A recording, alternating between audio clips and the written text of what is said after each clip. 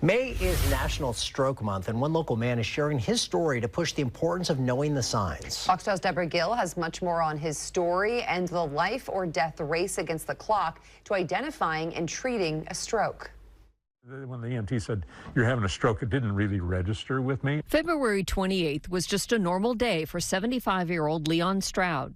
He had breakfast, did his morning workout, and decided to go for a walk. So I was probably about 15, 20 minutes into a walk and felt kind of a strange sensation on the left side of my neck, radiated down into my left arm, and next thing I know, I was stumbling over a curb and landed in somebody's front yard. Thankfully, people walking their dogs saw Stroud stumble and called 911 right away.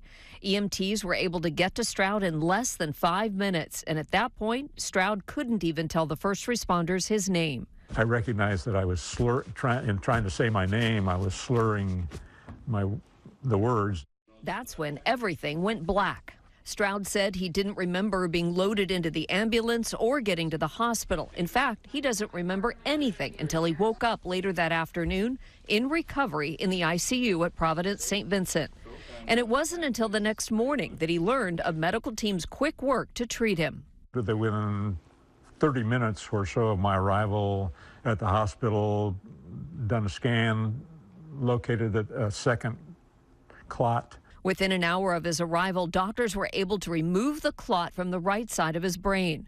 Dr. Amit Kansara, a stroke neurologist at Providence St. Vincent, says Stroud is the perfect example of why timing and knowing the signs of a stroke could mean the difference between life and death. Every minute without the blood supply, 1.9 million brain cells can die. When it comes to a stroke, remember, be fast.